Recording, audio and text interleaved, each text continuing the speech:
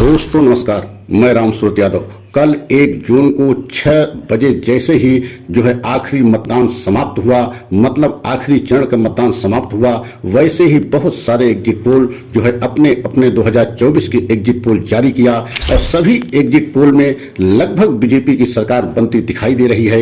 लेकिन आज हम एक अलग और ऐसा चौंकाने वाला एग्जिट पोल जारी कर रहे हैं जिससे आप लोग बिल्कुल सहमत होंगे कि ऐसा जो कल एग्जिट पोल सभी एग्जिट पोलों ने जारी किया उसके हिसाब से हम एकदम अलग जारी कर रहे हैं। जनता के जमीनी हालात को देखते हुए और सभी जो है एग्जिट पोलों का एक तरीके से काफी जो है रिसर्च करने के बाद हम इस निष्कर्ष पे पहुंचे हैं कि जो इस बार जनता में जमीनी हालात था, जनता में जो सरकार के प्रति उदासीनता थी, जनता में जो मोदी के प्रति उदासीनता थी, उसको देखते हुए कल जो सारे एग्जिट पोल जो है एक तरीके से बीजेपी की सरकार को बनते दिखाई दिए हैं और ये बता रहे हैं कि बीजेपी तीसरी बार सत्ता में वापसी कर रही है।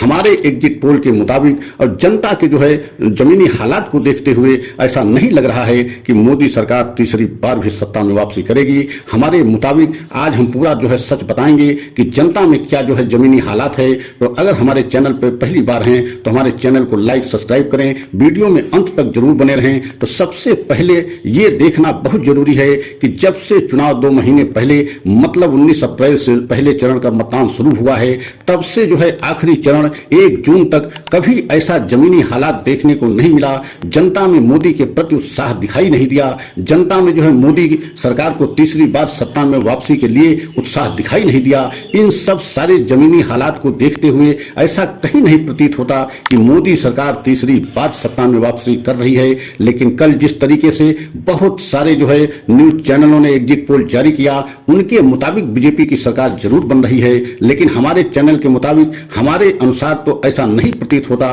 कि जो है सरकार मोदी सरकार की जो है तीसरी बार सत्ता में वापसी करेगी। हमारे अनुसार इंडिया गठबंधन भी जो है सत्ता में पहुंचने के करीब तो पहुंच रहा है, लेकिन पूर्ण बहुमत इंडिया गठबंधन की सरकार को भी नहीं बन रहा है। इसलिए इस बार मोदी सरकार को कम से कम पूरे हिंदुस्तान में मतलब भारत में हर राज्यों को मिलाकर के लगभग 70 से 90 सीटों का नुकसान हो रहा है। तो अगर आप 70 से 90 सीटों पर नुकसान अगर आप तो बीजेपी को होता है तो आप समझ सकते हैं कि बीजेपी की सरकार कैसे वापसी कर सकती है। और वहीं दूसरी तरफ सभी सर्वे ये तो दिखा रहे हैं, सभी एग्जिट पोल ये भी दिखा रहे हैं कि इंडिया गठबंधन में बढ़ोतरी हो रही है और खासकर कांग्रेस पार्टी में बढ़ोतरी हो रही है। लेकिन कांग्रेस पार्टी की बढ़ोतरी को लेकर के सभी एग्जिट पोल एक मत नहीं है। कोई कुछ जो है बढ़ोतरी दिखा रहा है, कोई कुछ दिखा रहा है। लेकिन मेरे अनुसार कांग्रेस पार्टी इस बार कम से कम 120 से 130 सीट अकेले जीतने जा रही है और इंडिया गठबंधन जो पूरा इंडिया गठबंधन मिलकर लगभग 250 सीट तक पहुंच सकता है। ये हमारा जो है रिसर्च है, हमारे मुताबिक है, हमारा एग्जिट पोल है। हम इस पर बहुत दावा इसलिए नहीं कर सकते हैं कि जैसे सभी एग्जिट पोल ने अपना जो है अनुमान जारी किया है, उसी तरीके से हमारा भी ये अनुमान है और सही नतीजा 4 जून को आएगा।